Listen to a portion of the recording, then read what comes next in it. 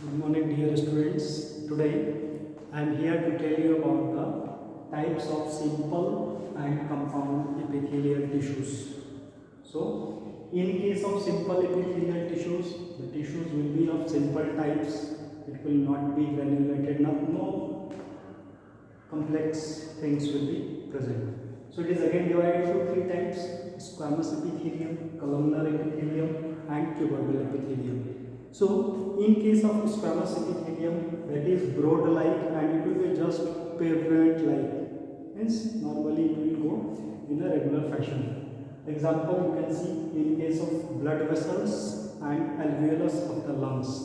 This squamous epithelium is present. Next is your cuboidal epithelium. It is just like tube-like cells. They are specialized for secretion. And these examples are urinary bladder in case of kidney tubules you can see. In case of salivary gland also you can see this type of cuboidal epithelium. Next is your last columnar epithelium.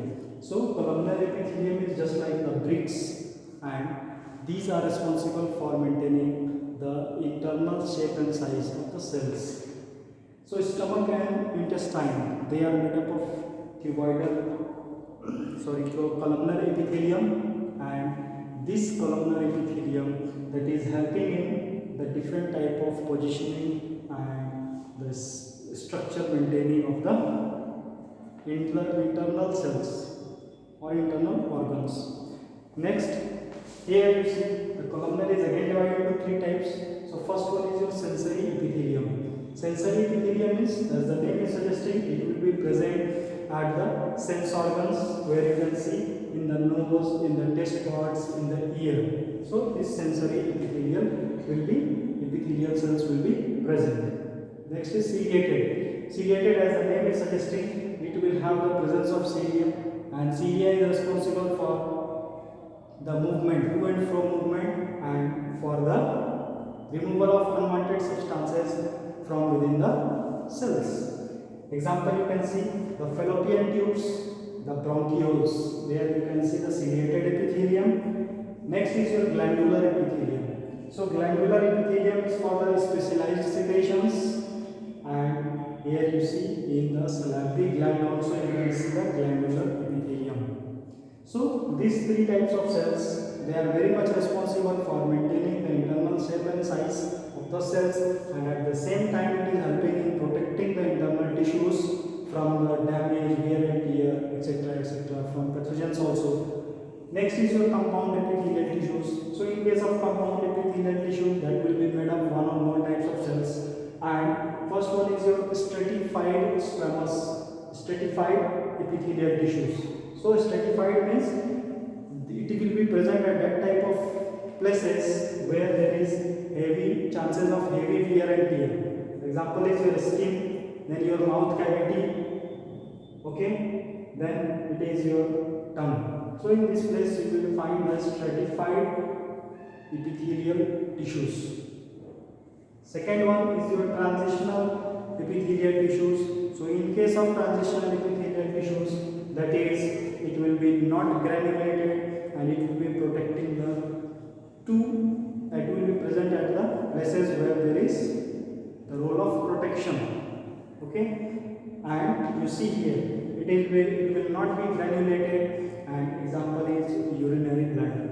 So this type of epithelial tissues, they are very much responsible for the protection of the body against the pathogens also, and at the same time the internal walls of the different tissues, so that the secretions do not mix with each other.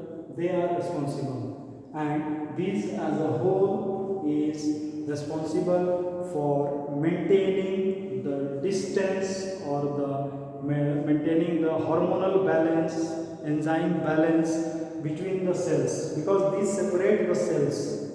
The outside portions of the cell, these are separating, and due to the separation of the cells, the enzymes or hormones which are being released by the different type of cells, they are not intermixing with each other. Okay, so epithelial tissue is after this much.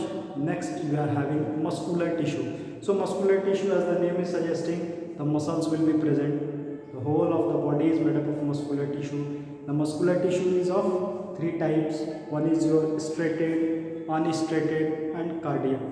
So striated means you have the striped muscle. Some strips will be present. Afterwards, one after another, you will have the strip. One will be dark band, then light band, then again dark band, then again light band. That is called striped appearance.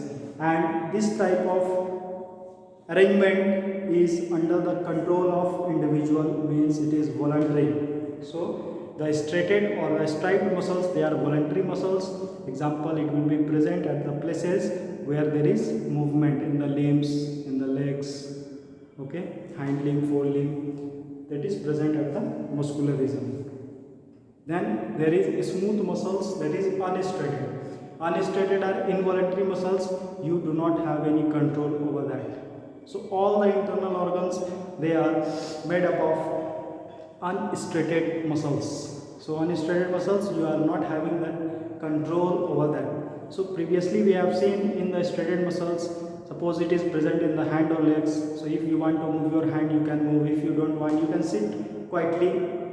Okay. But if you suppose that your heart will not work, your intestine do not work for some time, and after some time, 4-5 minutes, it starts working, so that's impossible. So it is involuntary. So these are involuntary muscles. So all the voluntary muscles that are working under the control of the nervous system, under your control, that is called voluntary muscles. And in case of involuntary muscles, that is not under your control and they cannot be work, they cannot be used to work according to your will, according to the will of your body or consciousness. So that will be not according to that. So they are involuntary. Next is your cardiac muscles. So cardiac muscles, simply they are also involuntary in action, but the totally, if you will talk about the cardiac muscles, that will be present only at the heart, and these are branched. The smooth muscles, they are not branched, okay, but these are branched and they are forming a total interaction between themselves so that it can work properly. The cardiac muscle, it will be present only at the heart. So all of you are knowing that heart is the major organ of the body which is responsible for transporting the blood from one place to another place of the body, so that it can carry all the nutrients, all the type of substances from one place to another place for the survival of an organism. Okay, so this is about the cardiac muscles, only it will be present at the heart. Okay, so between two successive contraction of the heart, so that is responsible these cardiac muscles. Then functions of muscular tissue, you see, the muscular tissues are responsible for the voluntary movement to carry out activities of the day-to-day life. Then these are responsible for involuntary movements also. Okay, so this is about the muscular tissue. Now the use of epithelial tissues, functions of epithelial tissues, I left that one. So it is acting as a protective layer. It is protecting your body against the pathogens, injury, germs, harmful chemicals, like that. It is also responsible for absorbing water and other nutrients inside the body, and some of the tissues secrete earwax, okay, then mucus, milk, then digestive juices also. So this is about your muscular tissue. Coming on to the connective tissues, so all of you are aware about this connective tissue. So this connective tissue work is only to connect between the particular cells within the body. Okay, first is your loose areolar tissue, then fibrous tissue, cartilage tissue, then bone, and it is a fluid connective tissue, another one also. So in case of loose areolar tissue, what is it? Is looking like a sticky substance and consisting of bundle of fibers only. So if you will talk about the matrix, this matrix is of mucin only. The two types of fiber are there, white and yellow fibers. They are found in matrix. The matrix contain the following cells. There will be fibroblast, phagocytes, amoeboid mast cells, lymphoid cells, mesenchymal cells. So this type of loose areolar connective tissue, they are helping in the movement of the muscles. Okay. Then is fibrous connective tissue for the packing and binding of the substances. Most of the organs are there being packed and binded together with the help of fibrous connective tissue. So the fibrous connective tissue are bones. Example will be tendons, ligament. So ligaments connect bone to bone, tendons connect muscle to bone. Okay. So in this case, the fascia is there, fibrous tissue, that is binding the animal skin to the underlying tissues. So or the outermost skin with the innermost skin, that is bound by the fascia. Adipose tissue is also there, that is storing the energy in the form of fat, and it is also helping in cushioning of your body. Then you have cartilage connective tissue. So this is secreted by the cartilage cells and it is embedded in a matrix. So it is a hyaline cartilage is the first form of the cartilage connective tissue. So hyaline cartilage, that is present at the region of the bone, bluish white translucent tissue. And there is another elastic cartilage, that is a yellow fibrous tissue. In the external ear you can see cartilage do not they are not having the blood vessels and nerves. This is mainly in the soft parts like the nose, ear, bronchial tubes, rings of trachea, alveolus. Then you can see in the vertebrae long bones such as ribs, you can see this cartilage connective tissue. Next is your bones. All of you are knowing about the bones. These bones are responsible for providing you a particular structure of the cell, of structure of the body.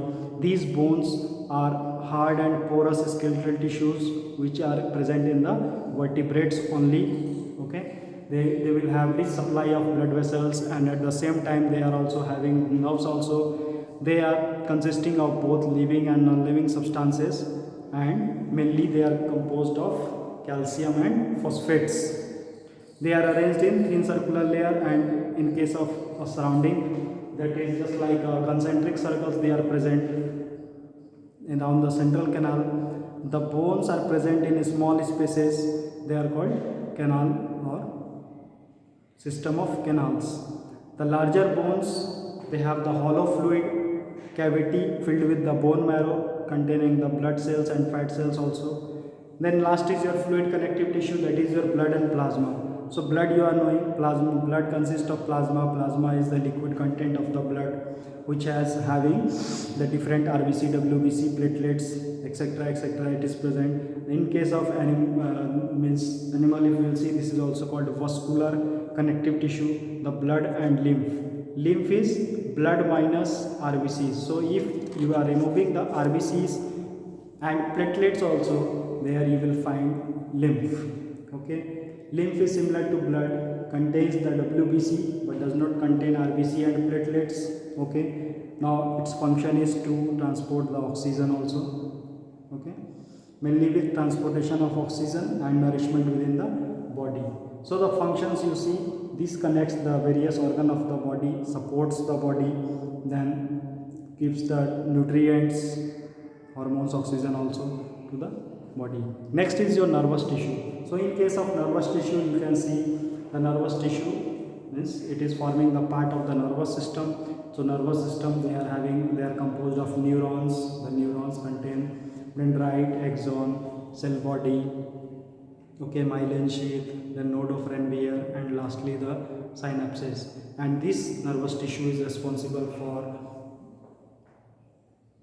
the transmission of impulses from one part of the body, from the brain to other part of the body, so that each and every part of your body can function properly accordingly to the situations. According to the stimulus, the brain is taking the action and the neurons are carrying the information from one part to another part of the body.